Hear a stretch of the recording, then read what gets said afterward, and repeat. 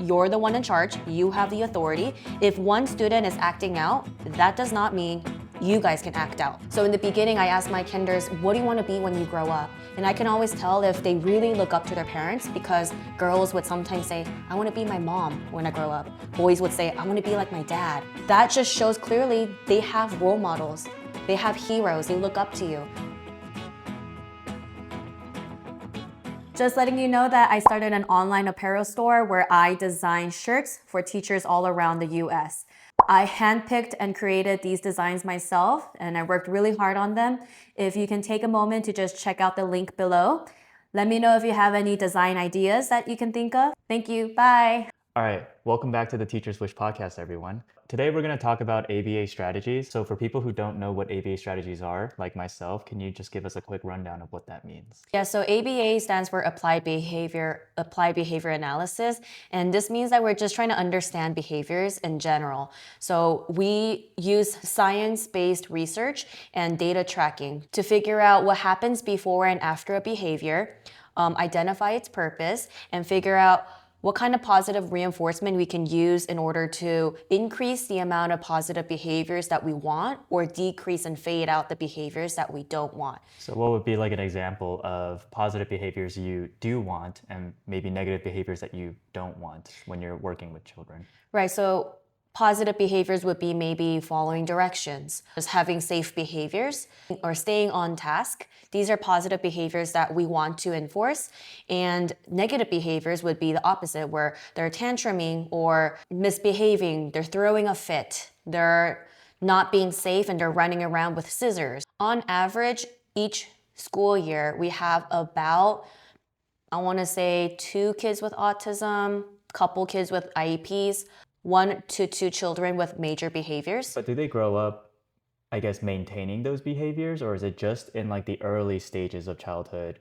Maybe they have those behaviors, you might have an IP, but then they grow out of it, or it's something that they start to, I guess, fix or correct as they move forward?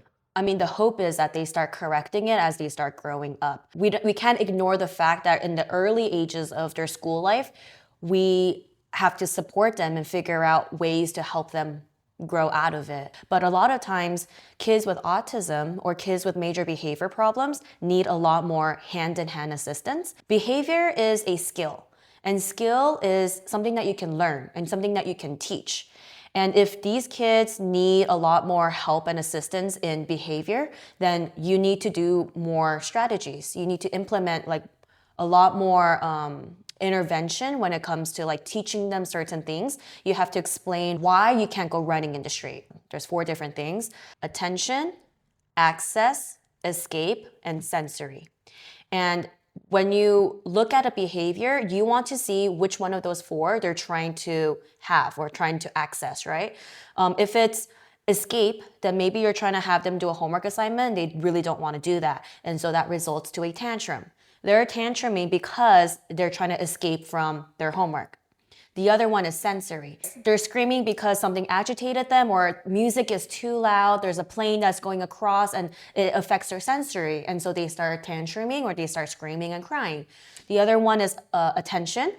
I see this in a lot of my students and my clients where their behaviors is because they want to have attention. And it could be attention from peers, parents, or teachers alike, or it could be all of us. A lot of these attention-seeking behaviors are things that I want, things that teachers can benefit from learning about, because especially with kids who have a lot of misbehaviors in the classroom, a lot of times it's because they want attention.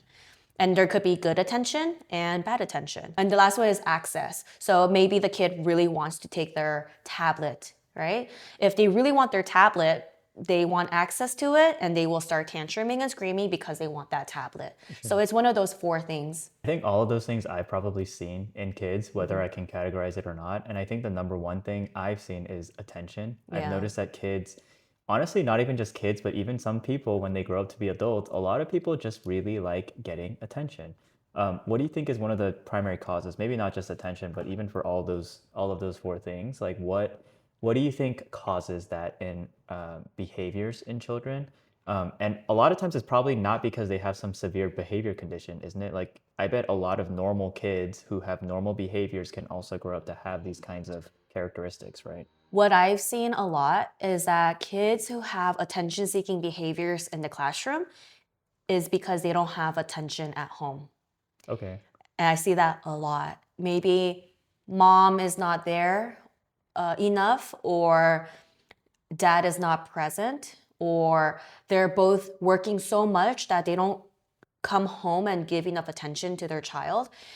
A lot of the cases are like that. Not all the cases, obviously, but when you don't have enough attention and love from the people that you really want it from, it starts to make you spiral and you start acting out, because you realize when you act out and you scream and you throw your feet up in the air and you start punching other people, you get attention, right? People start to pay attention because the teacher is now telling you, stop doing that. Or I'm getting that one-on-one counseling time because all of a sudden I'm acting in a certain way, and you start to develop this understanding of, okay, if I do this, then it leads to this. How would you correct that then? Because if you do give them the attention, or even if you yell at them and say, hey, stop that, then they still win. So like, how do they not win? Right, so this goes to like the bad attention and good attention. Good attention you want to teach them is, if you want attention from others, like your classmates or your teachers, you want to have good attention. Let's say you have a student who struggles to follow directions. You tell them to line up and he doesn't line up. He starts spinning in circles. He starts acting like a monkey. He, trying to be a class clown and make everyone laugh. When that happens, you have to make sure you're not giving him attention. You have to also explain to the class, don't give him any attention. But the moment he stops doing that, the moment he takes any micro step into just getting in line and being quiet and being respectful and following directions, that's when you give him attention. We start talking about the difference between positive reinforcement and negative reinforcement. Positive reinforcement, you're trying to increase a behavior. So if he is following directions and he gets in line and you praise him for that, that's you reinforcing that he's going to continue to do that behavior again. Negative reinforcement is you start acting out, then you call on him and you're like, hey, stop acting out, follow directions. He's still getting that attention, even if it's bad. And so that's probably going to reinforce him to do it again. But that's the misbehavior you don't want.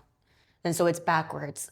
Let's say the kid is acting out, acting like a monkey, trying to get attention, whatever. And you said like you can't tell the class to not pay attention to him either, right? But if you do that, kids are not going to be able to comprehend that. Right? So like they're still going to give him attention. And what if that like turns into a transition where now there's 3 other kids that are also, wanting attention, right? Like what would you do in that kind of situation? That's important for you to understand, because you don't want to get into a power struggle with the kid. The power struggle is this kid is demanding everyone else's attention and you want everyone else's attention too. And so it's a power struggle because like who's the class going to give more attention to?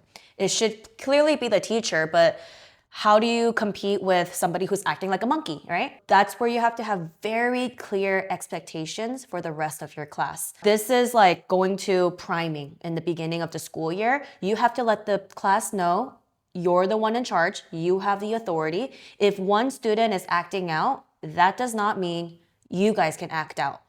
And you have to intentionally praise the rest of the class and give them attention.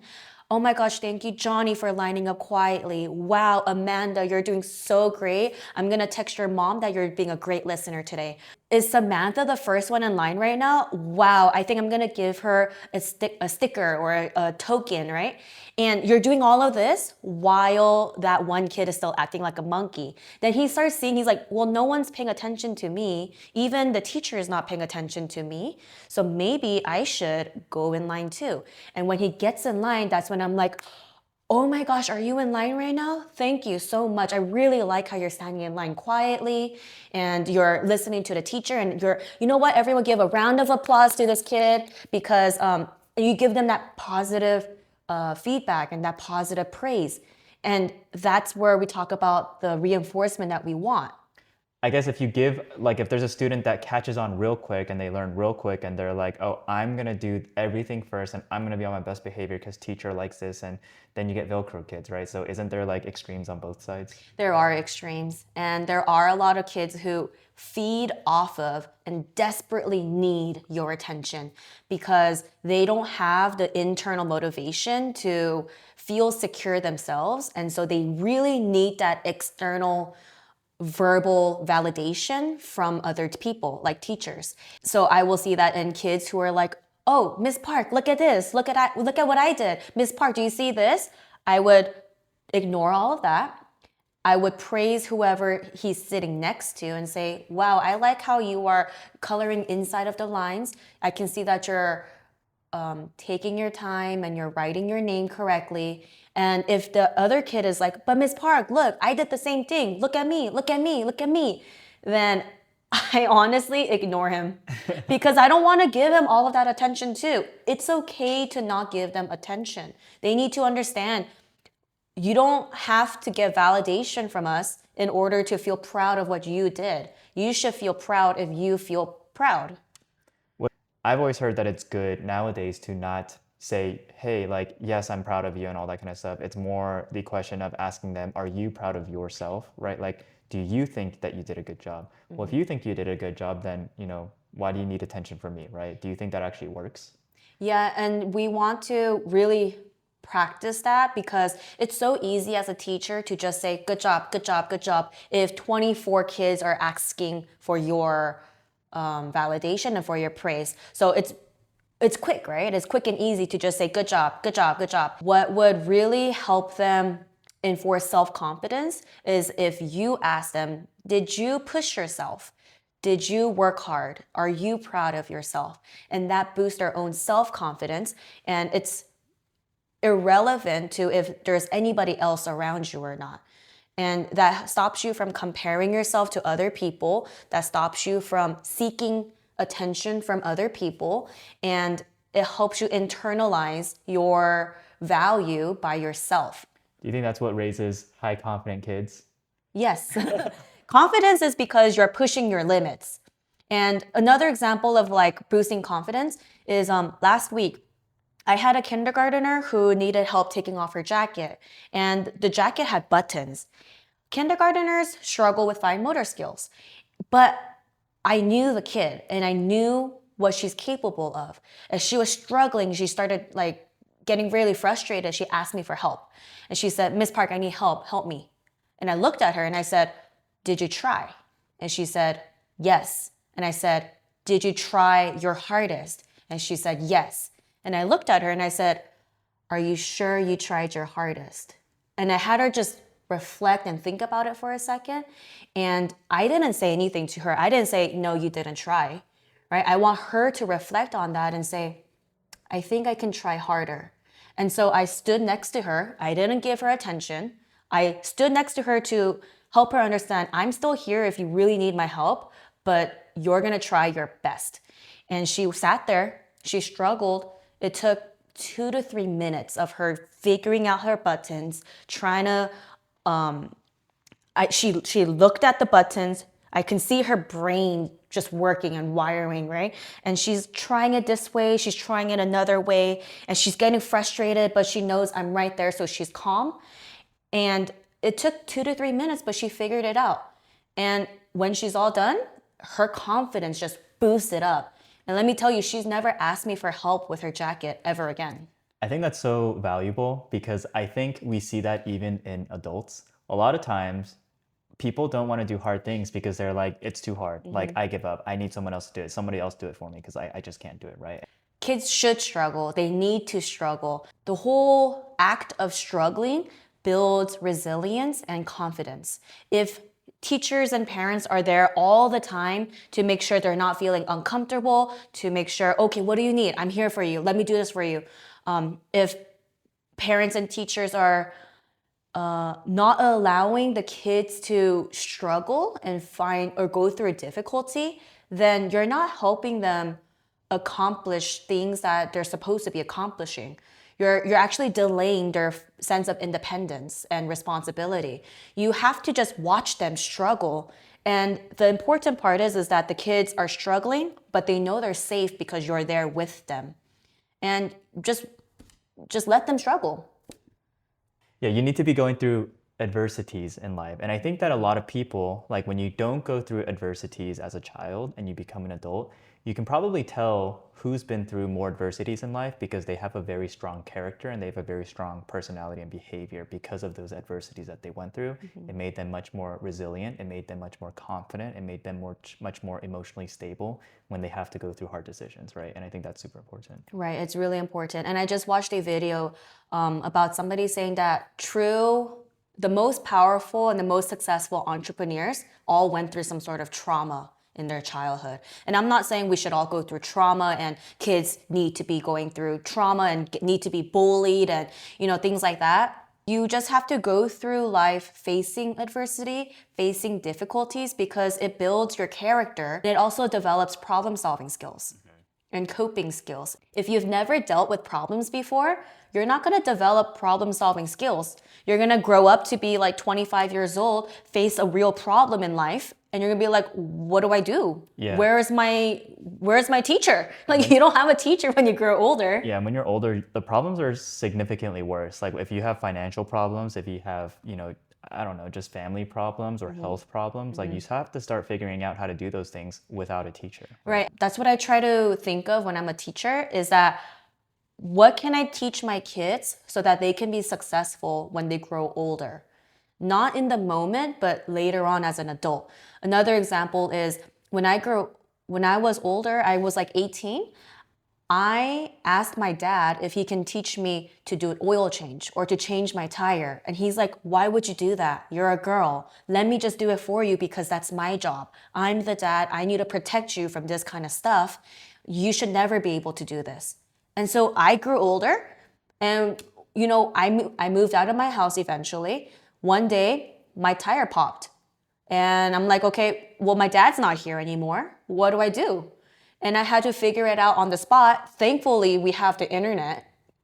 But just imagine like if we don't have any resources and we don't have any of the skill sets that we're supposed to learn earlier on in that year, and the problem solving skills that you're supposed to learn early on, then when you're an adult, you're kind of screwed. We're going to go back to a term called transition refusal. So I don't know what that is. Can you start by explaining what that is and how that relates to the classroom? Transition refusals are when students refuse to transition. And in the classroom, there's a lot of transitions. For example, you can go from the carpet to the table to line up, line up to recess, recess to line up. There's a lot of transitions. When students don't transition well, or if they're refusing to transition, it's really difficult because it can cause a chain reaction, especially because young kids catch other people's emotions and behaviors. It's really important that teachers don't allow one student to get away with it because, like I said, other kids will catch on to that. So they're going to say, well, he got away with it, so I think I'm going to get away with it. And that's how the chain reaction starts. Does that happen a lot? Yeah, and that's called the domino effect. Okay, so to prevent a domino effect, first you want to prime the class with your expectations. What I do is I give a multi-step direction. I say, first, stand up, then push in your chair. If the class refuses or if one student refuses, then I try it again. I say, first, stand up, then push in your chair. And I can continue this all day long and put a pause on my curriculum if I have to. Let's say the whole class is acting out that day. We will practice behaviors and we will practice reinforcing that expectation all day long until every single one of my kids show mastery in this specific expectation.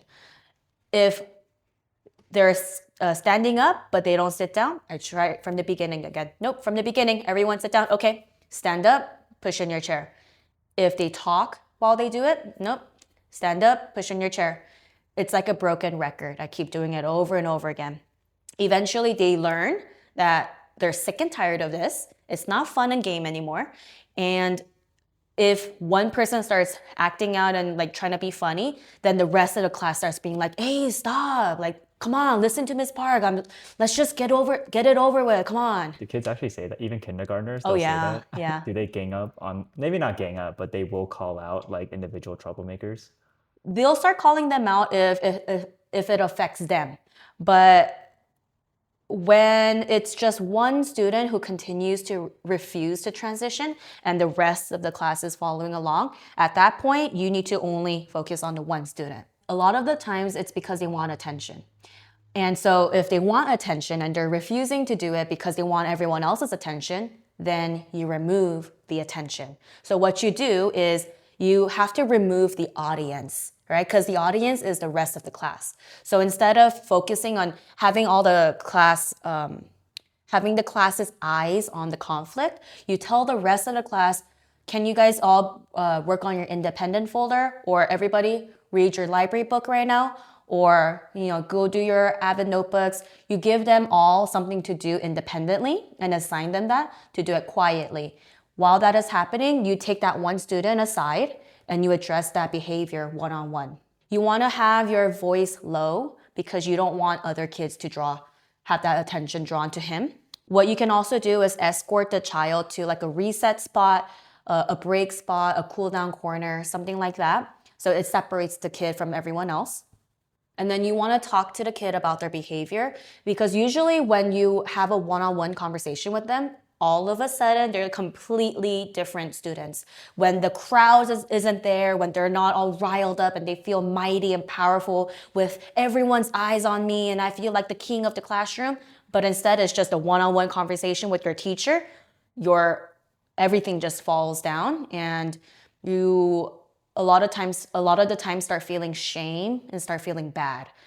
Usually that's the thing that corrects it. But if it continues, then you obviously don't want to get into a power struggle. So you give them an option. You can show me right now, just you and me, stand up, push in your chair, right? Because you still need to let the kid know, I'm not letting you get away with what I'm asking you to do. Stand up and push in your chair. And you use a broken record script again. And if he still refuses, then you don't want to have that power struggle. You don't want to keep going back and forth because you're just exhausting yourself at that point. So what you do is say, okay, you're going to either, you give him a binary 2 choice. You can either walk in the hallway and come back, or you're going to walk with me to reset. And then afterwards, you're going to have a conversation with me during your recess time, because you still need to go to the rest of your class, right? Would that be a punishment, you think? With parents, it's a little bit different, right? Because parents can actually discipline their child. Parents can actually like forcibly remove them from a situation, take them into, like, let's say a kid doesn't want to get in the car, a kid doesn't want to eat, sit down at the dinner. It's like, well, the parent, like, well, it's like, too bad I'm the boss, so you're going to do what I tell you to do. Whereas like in a school setting where it's much more public and it's not your child, you probably can't just forcibly make them do whatever you want them to do. I wouldn't call it punishment. I would call it a consequence. Oh, consequence. Sorry. Yeah, consequence would be a better word. Yeah. Right, because punishment is they're doing something and you're being very punitive and you're taking away things from them With no cause. With no cause, yeah. With no logic. Right, and so if you're asking the kid, hey, I'm asking you to do very simple things. You're just standing up and you're pushing in your chair. That's it. And there's consequences for your actions. Right. You can either do it with me right now when everyone else is doing it, or you can do it with me during your recess time. And it's either way, you can't get away with it. Yeah, and I'm giving you the choice. Yeah. So you're choosing the consequence. Yeah, you're choosing it. So it's not punishment. You're being very fair and you're being very logical too. Most of the times they listen to you because, it sounds like a pretty obvious choice.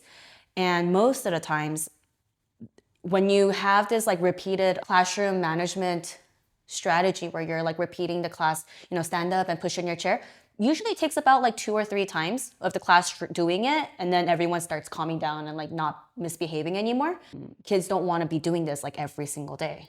Do you think teachers should have consequences? So like I know kids get consequences for not listening to their teacher, But in a lot of parent-child situations, the parents also take consequence if they don't follow through on some sort of promise or some action that they promised, right? Yeah, because the reason I bring that up is because families will have behavior boards where it's like, okay, if you do this, nope, no swearing, or nope, you can't do that, then you got to go clean the window, or you got to go clean the table, you got to go do this 5 minute. And it's not a hard task, but it's like it shows that there's consequences to each Right. action.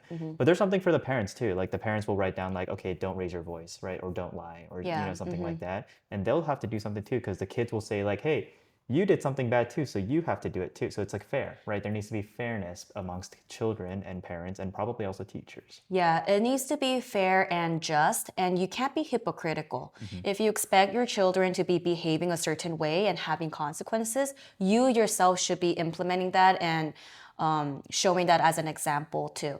One example is it was last year, I think. Last year, I had asked my students, hey, it's the new year. We came back in January after winter break. It's the new year. My new year goal is to go to the gym.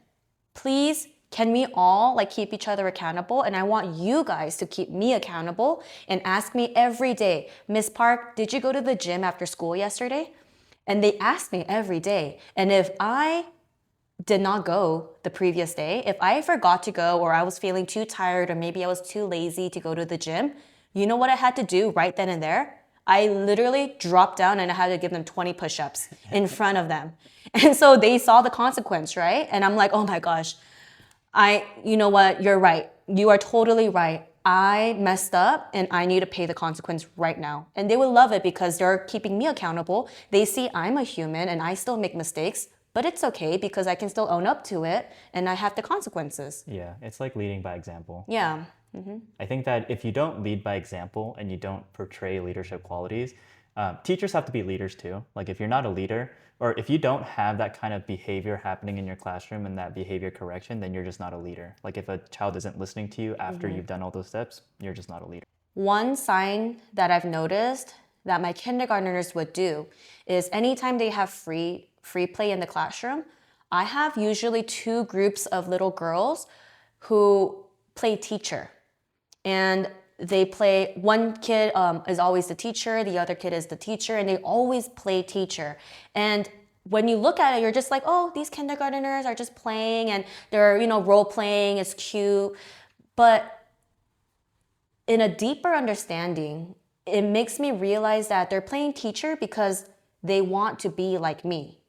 If your kids are not looking up to you and respecting you and wanting to be like you and wanting to mimic how you teach, then there's something wrong with the way your leadership is because it's showing that they don't want to be like you. So in the beginning, I asked my kinders, what do you want to be when you grow up? And I can always tell if they really look up to their parents because girls would sometimes say, I want to be my mom when I grow up. Boys would say, I want to be like my dad. And that just shows clearly they have role models. They have heroes. They look up to you. And that's a really good sign that you're doing something right. The next thing I wanted to talk about for teachers was the misconception between a bribe versus a positive reinforcement. So in my head, I think of things like, if I want a child to do something, if you do this, then you can get this chocolate. Or if you do this, then I can give you this gold star or this sticker and stuff like that. So are there cases where that could be a bad thing? Like what is the appropriate response in that situation? So ABA teaches us the difference between a bribe and positive reinforcement. You have to be really careful. A bribe is something that you offer during the problem or right before the desired result. So for example, it can be like you said, hey, if you stop screaming, I'm gonna give you a candy. Or you're telling them what the reward is before they have the desired behavior. So you're telling them, if you do this, then you get this. Positive reinforcement is you give them the reward after they show the desired behavior.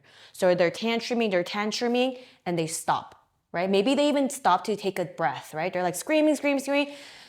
They take a breath, right? When they take a breath, you jump on that. Scream, take a breath. And when they're taking a breath, that's when you say, oh, thank you so much for quieting down. I really appreciate it. And they're like, oh, maybe I should quiet down, right? So you reinforce that right then and there. Positive reinforcement should be immediate. It needs to be immediate because the kids need to connect. This resulted to this reward. There's 3 keys to bribing and positive reinforcement. You need to look at the timing, the contingency, and the function. Timing is when the consequence happens. So the consequence is, let's say that a kid is refusing to line up. If I give something while the kid is refusing to line up, then that's a bribe. You don't want to do that. If the kid is crying because they want to be the line leader and they're still crying, and you say, fine, you can be the line leader. That's during the behavior. That's bribing, okay? You don't want to do it during the behavior. That gives them the power. Right, because then they're associating, if I cry in line, then I will get what I want. So positive reinforcement for the same scenario would be the kid is crying and tantruming because he wants to be the line leader, but he stops because he realizes you're not giving him that attention. The moment he stops, you can point out factual things. I see quiet hands. I see no crying. I see you're in line and your hands are by your side. Here is a token to be line leader next time. So that's timing because you need to see when the consequence happens. The consequence is whether he gets the consequence is him being line leader. The first one was he gets to be line leader during the tantrum. The second was he gets to be line leader after he shows the appropriate behavior. Contingency is the if and then rule. This is exactly what is earning the reward. So for the contingency, the bribing was he screamed really hard and he was screaming and tantruming in line. And that resulted to him getting the line leader because I was so sick and tired of him screaming. So I said, oh, it's okay, you just be the line leader, right? That's contingency. Whereas when you do reinforcement, he showed proper behavior, standing in line, having a quiet voice, being respectful, and that resulted to him getting that token to be line leader.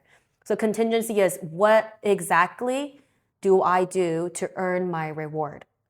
Is it negative behavior or is it the positive behavior that we want? Function is what does the behavior get the child? So it's kind of hand in hand with contingency. The function is like, what did my behavior accomplish?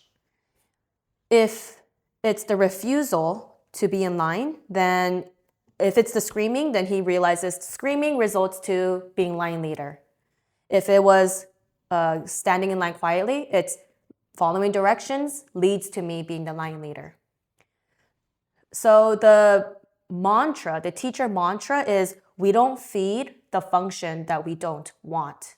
We feed the function we do want.